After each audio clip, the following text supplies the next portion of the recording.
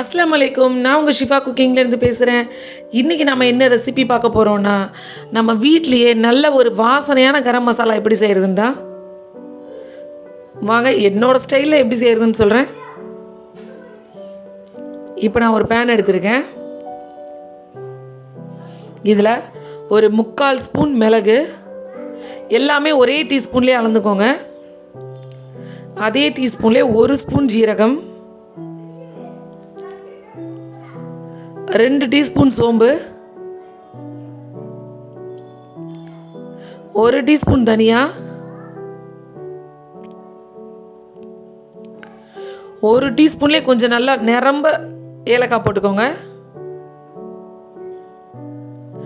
1/2 teaspoon கிராம்பு,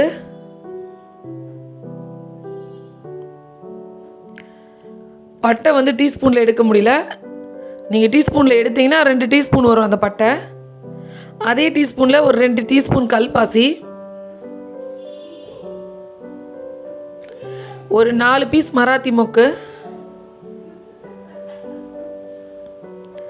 அதோட ஒரு 5 அன்னாச்சி பூ,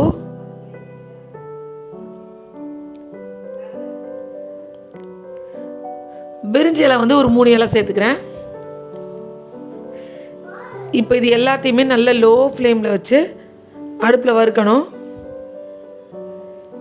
இந்த இலை ரொம்ப பெருசாக இருக்கிறனால கிண்ட வரமாட்டேங்குது.